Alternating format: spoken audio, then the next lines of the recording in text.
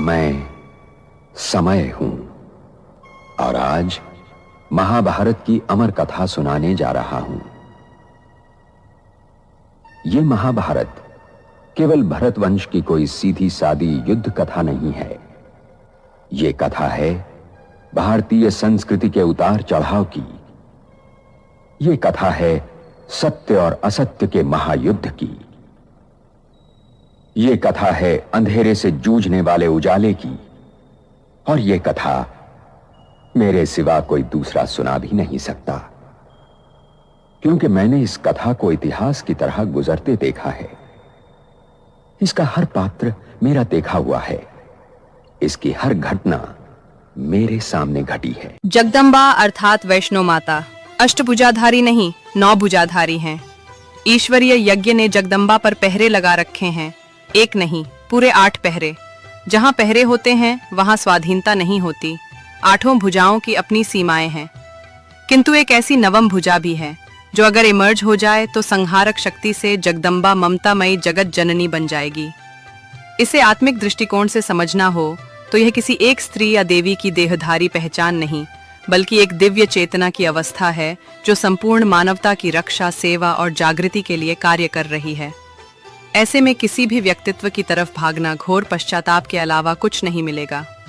Drama अनुसार मानव की मूर्खता इस कदर है कि खुद के अंदर की शक्तियों को न निखार कर हमेशा पराये के पीछे भागता है। इसीलिए बाजार सजते हैं। अब देखते हैं अष्टभुजाएं, 8 शक्तियां क्या हैं। अष्टभुजाएं प्रतीक हैं उस आत्मा की जिसकी चेतना में 8 प्रकार की दिव्य शक्तियां सक्रिय हैं।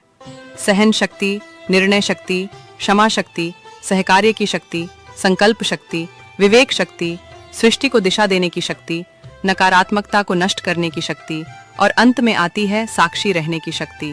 पहली 8 शक्तियों की मालकिन आत्मा नामधारी संहारक जगदम्बा तो हो सकती है, किंतु जब तक साक्षी दृष्टा की नवम शक्ति न हो कोई भी जगत जननी ईश्वर स्वरूप नहीं हो सकती। ये भुजाएं कोई भौतिक अंग नहीं, बल्कि आत्मा की क्षमताओं का प्रतीक हैं जो सेवा और कल्याण के लिए हर दिशा में कार्य कर सकती हैं। इसके सामने जगदम्बा का अर्थ है जो समस्त संसार को मातृत्व के भाव से देखती हो। यह उस आत्मा की स्थिति है जो किसी जाति, धर्म, लिंग से परे होकर सभी आत्माओं को ममता से देखती है और उनका उद्धार करने के लिए निरंतर सक्रिय रहती है। इसी को वैष्णो विष्णु गुंडारी चेतना भी कह सकते हैं। वैष्णो देवी को विष्णु की शक्ति माना जाता है। विष्णु का गुण है पालना और संतुलन, तो वैष्णो माता आत्मिक रूप से वह चेतना है जो अधर्म के विरुद्ध खड़ी होती है, धैर्य, विवेक और करुणा से संसार का संतुलन करती है, सभी धर्मों के मध्य समानता का भाव रखती है। वर्तमान समय में, आज की दुनिया में वैष्णो माता की आत्मा कोई कल्पनात्मक रूप में नहीं, कई मातृवत आत्माएं इस चेतना के साथ कार्य कर रही हैं, जो निर्लोभ सेवा करती हैं, जो दूसरों के दुख को अपना समझकर उपाय करती हैं, कर्मणा से ऊपर मनसा से जो शांति, प्रेम और सत्य का संदेश जीकर देती हैं। अष्टभुजाधारी वैष्णो माता वह साक्षात दिव्य चेतना है जो परमात्मा की शक्ति लेकर अनेक रूपों में अवतरित होती है। कभी किसी माँ के रूप में, कभी किसी साध्वी के रूप में, कभी किसी नारी आत्मा में, जो देह के पार जाकर विश्व मातृत्व जी रही है, जो साक्षी होकर करुणा से देखे, प्रेम से बोले, निडरता से चले, वही आज की सच्ची वैष्णो माता है। सामान्यतः वैष्णवी शक्तियों में अष्टभुजाधारी जगदम्बा को दिखाया जाता है, लेकिन हम जिस साक्षी दृष्टा को नवमी शक्ति के रूप में जोड़ रहे हैं वह वास्तव में आत्मिक ज्ञान और योग की चरम सीमा है। अष्टभुजाएं प्रतीक हैं कमल निर्मलता, त्रिशूल विकारों का विनाश, चक्र सत्यम ज्ञान का गति रूप, शंख मुरली स्वरूप शुभ सूचना, गदा आत्मबल, धनुष बाण एकाग्रता और लक्ष्य की स्मृति, तलवार विवेक की धार, अभय मुद्रा या वरद मुद्रा आत्म संरक्षण और दूसरों का कल्याण, नवम शक्ति साक्षी दृष्टा। कर्तापन से साक्षी भाव की यात्रा जब पूर्ण होती है तब आत्मा को कोई भी कर्म बांधता नहीं। वह हर दृश्य को साक्षी भाव से देखती है, बिना प्रतिक्रिया या आकर्षण के। यह मौन की चरम शक्ति है जिससे कर्म भी तपस्वी बन जाता है। इसलिए अष्टभुजा जगदम्बा प्लस साक्षी दृष्टा इक्वल नव भुजाओं वाली आत्मा यानी जगत की जननी। ये वही चेतना है जो कर्तापन साथ नवम शक्ति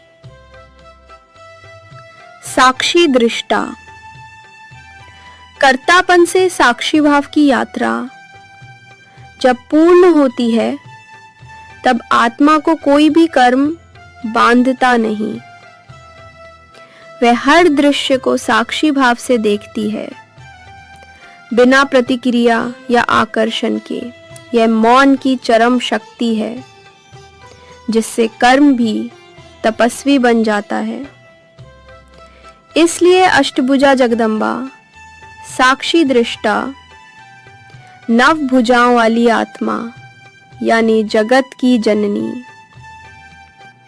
यह वही चेतना है जो कर्तापन से परे जाकर साक्षी बनती है और वही वास्तविक जगत जननी बनती है।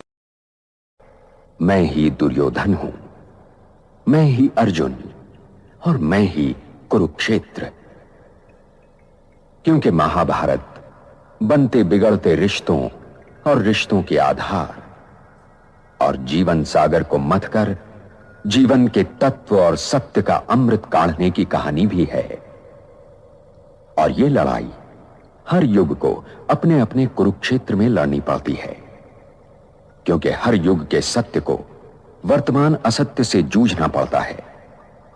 और जब तक मैं हूं, ये महायुद्ध चलता रहेगा और मेरा कोई अंत नहीं।